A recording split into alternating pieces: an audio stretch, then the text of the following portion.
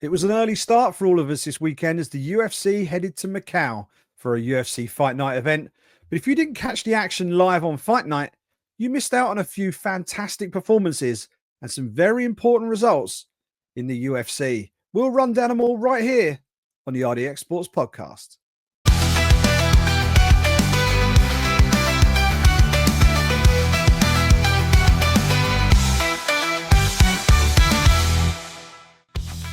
Ladies and gentlemen, welcome to the RDX Sports Podcast. I'm Simon Head, and UFC Macau may have flown under the radar a little bit for some fans this past weekend, but believe me, this was a fun night of fights, or morning of fights as it was for us here in the UK. And wasn't it nice to not have to stay up till the middle of the night to watch these fights? If you're listening to this stateside, you got a little taste of what it's like to be a fan on this side of the pond, as I think it started at like 3 a.m. Over there stateside. It was a late night, but anybody who did stay out for it or anyone got up early for it here in the UK were treated to a great night of fights. And the main card in particular served up a handful of really good performances from a host of fighters as they look to further their career here on the biggest stage in the sport. Let's take a look at the night's big winners as we recap UFC Fight Night Macau. All right, let's kick off. The main card was Zhang Mingyang defeats Ozzy Diaz via first round TKO. Elbow and punches, 2 minutes, 25 seconds. And Zhang Mingyang looks like a real problem at 205 pounds. He's got loads of personality. And from what we saw on Fight Night, he's got loads of power as well. Beautiful step-in elbow, just lands absolutely flush on Ozzy Diaz. Knocks him down. Knocks him bandy, a few follow-up strikes on the ground. It is done and dusted. Zhang Mingyang, in a division that's pretty wide open. There's a lot of guys in that 205-pound division who've been in and around the division for a while. There's one or two guys making their way up, one of whom we'll mention in a second. But really, the division is just there waiting for the next batch of contenders to emerge and to show themselves and move up the division. Zhang Mingyang looks like he might just have a little bit of ceiling there. He might be able to move up that 205-pound division. It's early, of course. He's on an incredible win streak, which is taking him into the UFC. Let's see how he does, because Chinese MMA needs another star. They've got Zhang Weili, obviously the strawweight champion of the world. We've got Yan Xiaonan, who was in action in the co-main event in Macau this past weekend. But they could do with more stars. Song Yadong is obviously doing big things at bantamweight, but there's definitely room for more. And Zhang Mingyang looks like the sort of guy who can step in there and really fly the flag for China in those heavier weight classes. He looked really impressive on Saturday night. And with that big win over Ozzy Diaz, I think the UFC will probably look to put him in there with a name next. And if he can get past a recognizable name, I don't think it'll be that long before he's knocking on the door of the top 15 and some really big fights in that UFC 205-pound division. But that was a super impressive performance from Zhang Mingyang, and I'm really looking forward to seeing how he gets booked in the months ahead as he tries to make his way up that light heavyweight ladder. Speaking of light heavyweights, Carlos Ulberg took on Volkan Ozdemir in a big fight for the division. Ozdemir, of course, from Switzerland, former title challenger, someone who's been in there, challenged for the belt when Daniel Cormier was light heavyweight champion back in the day. There's always been there or thereabouts in those 205-pound rankings, just sort of moving up and down, just outside the very top level contenders at light heavyweight. But someone who has the sort of punch power to turn the fight on its head in an instant, someone who likes to stand and bang. And against Carlos Ulberg, we saw 3 rounds of good stand-up fighting at 205 pounds. Ozdemir, we know about his heavy hands. We know he's got good punch power, but Ulberg is a different beast in the stand-up. Slick, good footwork, really sharp striking, throwing from strange angles, from good angles, good kickboxing fundamentals, and was just too good on the feet for Volkan Ozdemir, who, as I say, he'll beat most people in that weight class. Carlos Ulberg really did look a class above. 30-27, 30-27, 29-28 on the scorecards. And Black Jag is now moving his way up that light heavyweight division. And he's the sort of matchup that, unless you're a super strong wrestler who thinks you can get him down and take him out of his comfort zone, he's going to be a problem for pretty much everybody in that division. It is a striker's division at 205 pounds. And Allberg's got that sort of game that he's got the smarts, he's got the footwork. And as long as he manages to just mind his P's and Q's and keeps his chin tucked and keeps out of way of the real heavy hitters in the division, he could be a real threat at 205 pounds. He's moving up that division. He's not moving too quickly. I mean, this is a good thing. Sometimes you get a star, someone breaks onto the scene and they look like they're ready to be a big star. And I think when Allberg first came into the UFC via the Contender Series, people looked at him and said, well, this guy's going to make it to the top. He looks like he's got a little bit of everything, but they haven't pushed him too fast. They've just gradually built his career. And I think that's been to his benefit as he's moved his way up the division. And he's going to be in there with definitely with top 10 opposition again. And he gets a big win, he could be in for top 5. He might even be in top 5 next in terms of who he ends up facing. But that light heavyweight division could do with a bit of a shake-up. We've got Alex Pereira at the top of the division, who's gradually beginning to clean out the division. He's beating all the top contenders. He's going to need a new face. And he's a kickboxer. Carlos Allberg is a kickboxer. So that would be a really interesting matchup further down the line. I think Allberg probably needs 1, maybe 2 other wins against leading contenders to actually get that shot. But he's got it in the tank to be a legitimate championship threat and a really solid contender at 205 pounds. And his next move will be one to watch as he moves up that light heavyweight division.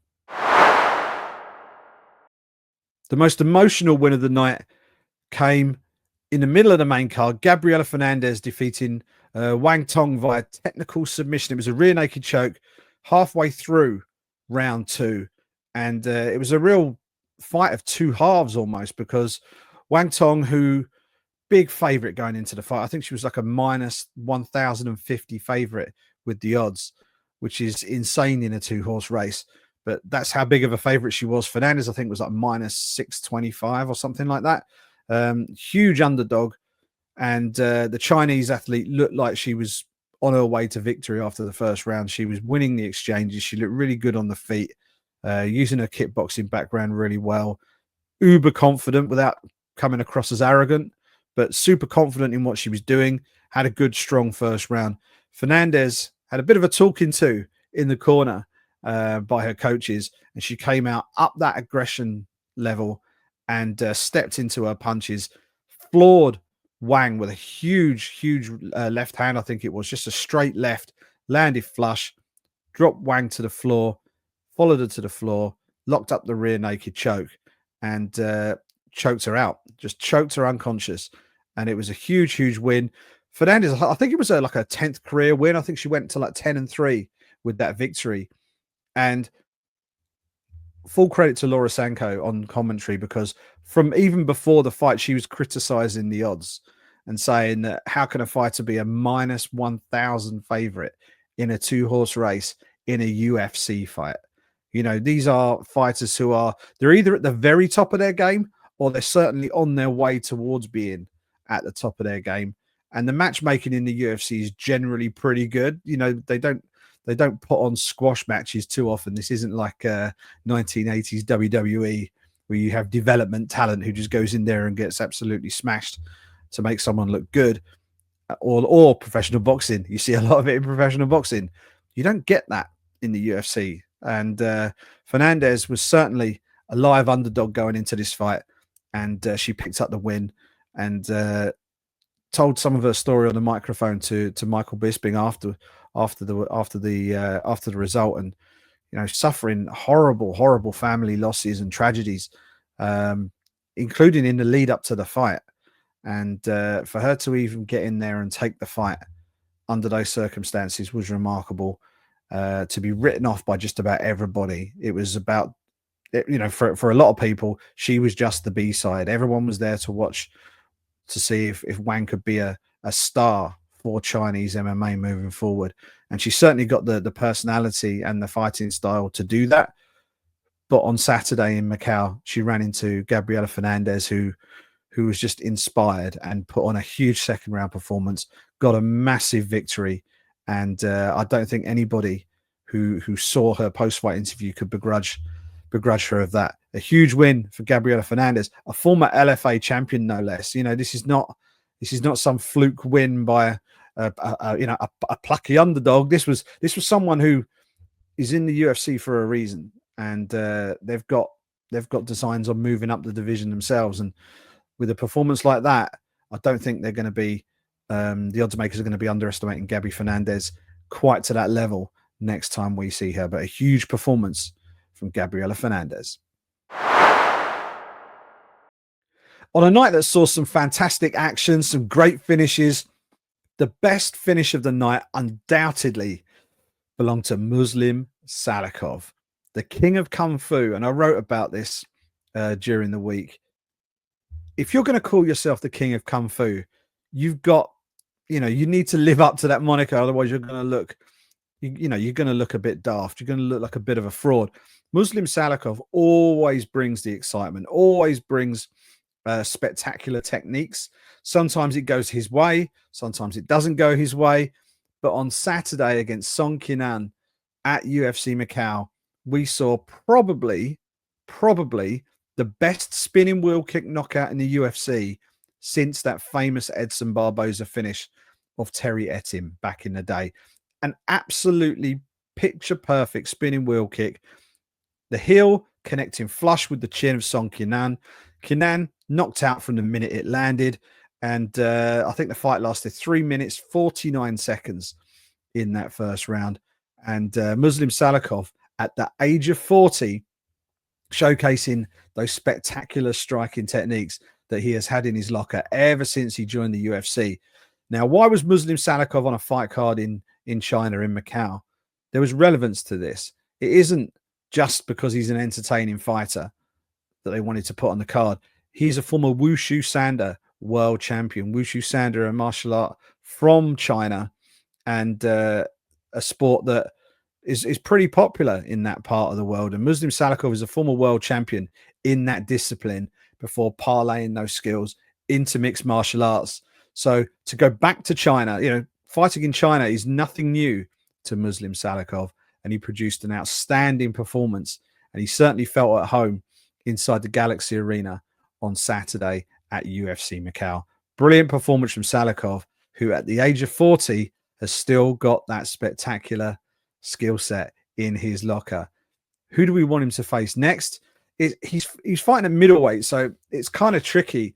Like him versus Wonder Boy, if they could somehow meet at a suitable catch weight, like 180-pound catch weight or 178 or something like that. If Salikhov could drop that little bit extra weight, maybe Wonder Boy move up a little bit, that would be, from a stylistic point of view, that would be a lot of fun to watch. Another fight that would be interesting would be Salikhov versus Christian Leroy Duncan. Christian Leroy Duncan himself has got some spectacular techniques in his arsenal as well. A protege of the great Mark Weir, Mark the Wizard Weir, a UK MMA legend who has brought Christian Leroy Duncan up through the ranks to a Cage Warriors middleweight title and subsequently into the UFC.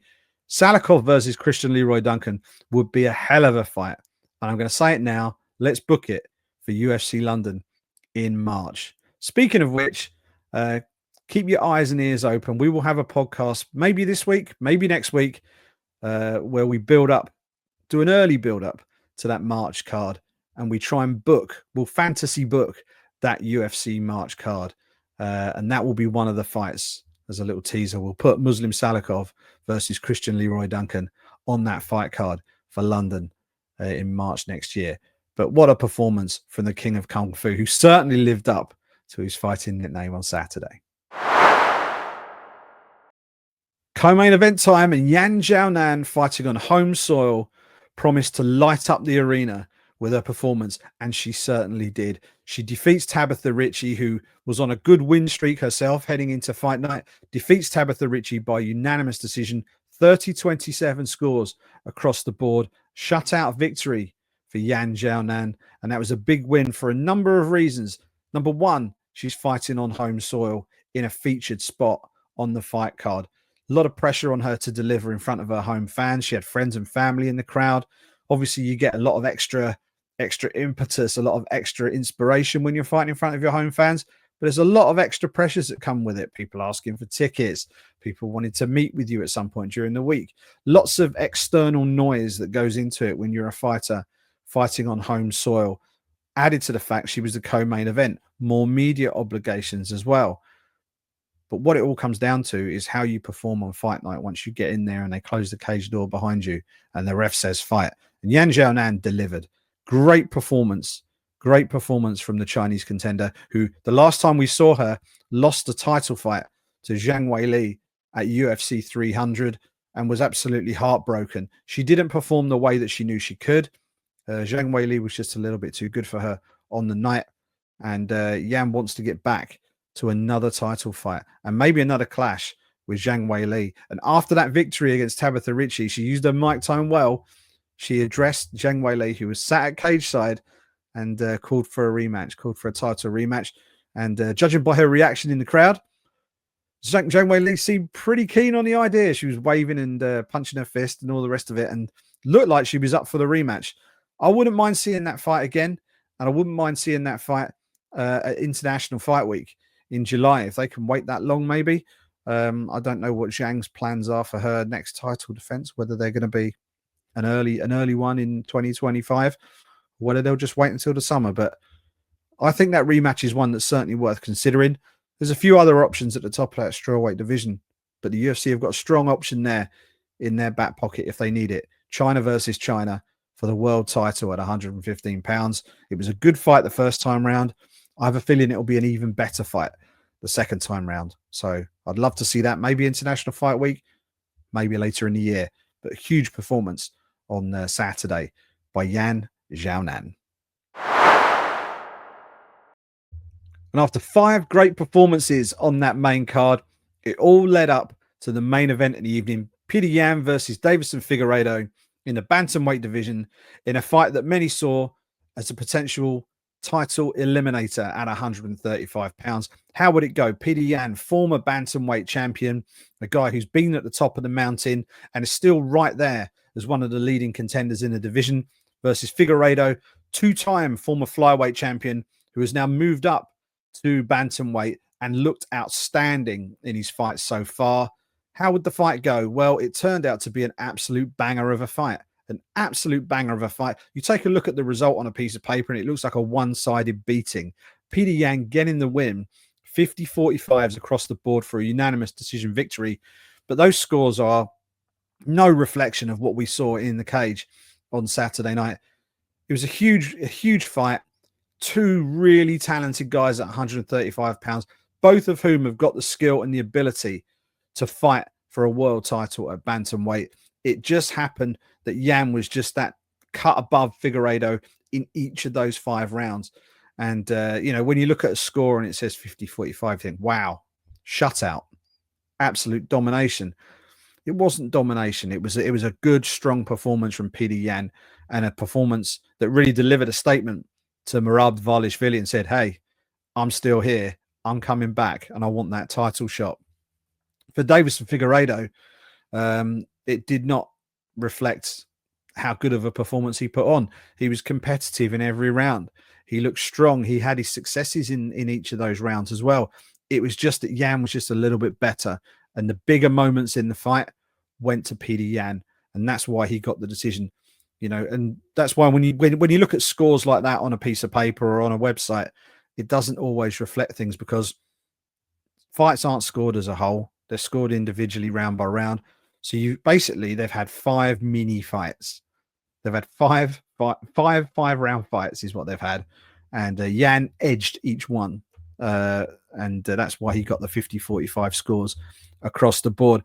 After the fight, Petr Yan got on the microphone, addressed Merab Dvalishvili, and basically called him out for a title fight. And unusually in this day and age, so it seems, Merab jumped on social media and accepted.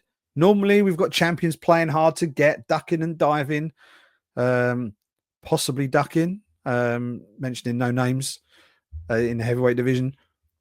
But you've got fighters who they tend not to just jump at a call out and say, yes, we're going to have that fight. But that's exactly what Merab Dvalishvili did. Jumped straight on social media, said, that was a great performance. You deserve the next title shot. Let's do it in March at UFC 313. He had the fight poster from the last time they fought 2 years ago, which coincidentally was also in March. And he just put a little sticker over the date and wrote in, I think it was March 8th, and said, let's do it again, UFC 313. And that'll be an absolute barnstormer of a bantamweight title fight. Dvalishvili getting the better of Yan first time round, but Yan is an elite operator. And when he's on, there are few people in the world better than Peter No Mercy Yan. So that was a big performance from him. He gets the victory. He's possibly landed himself a title shot. We have no official word yet from the UFC, but both fighters certainly seem game for that matchup, and that's half the battle if you're a UFC matchmaker. If you've got both guys, they're already all in, then all you need to do is just get those bout agreements out, get the poster made up, and get that thing announced. So let's see how that all pans out in the coming weeks and months. But huge performance from Petr Yan. He's right back up there at 135 pounds, and it looks like he might just have booked himself a title fight in 2025. All right, that's just about all we got time for on the RDX Sports Podcast for this week. Great night of fights in Macau as Petr Yan puts himself right in the frame for a bantamweight title shot next year. Yan Xiaonan puts herself in line for a potential title rematch with Zhang Weili at some point next year. Basically, it was a good night if your name was Yan. Enjoy the week off. We've got no UFC this week, but we do have the PFL World Championships taking place this weekend. All of the $1 million titles will be decided in Saudi Arabia on Saturday, and it will be on Friday, and it will be an absolutely huge event. England's Brendan Loughnane and Dakota Dicheva will both be gunning for $1 million titles. For Brendan, it could potentially be his second title in just a few years. Absolutely incredible career arc he has had since he was infamously spurned at Dana White's Contender Series. I think if you spoke to him now, he'd be quite happy with how things have panned out in his mixed martial arts career. By the end of the weekend, he could be a two-time PFL champion with $2 million checks in the bank account. But that's going to be well worth checking out. Make sure you follow the coverage right here with RDX Sports. We'll have results and reaction as well as build up to fight night on the RDX Sports blog. You can follow us on the socials at RDX Sports on Twitter, at RDX_sports on Instagram, and you can follow me across all social channels at Simon Head Sport. Enjoy the fights this weekend, and I'll speak to you next week.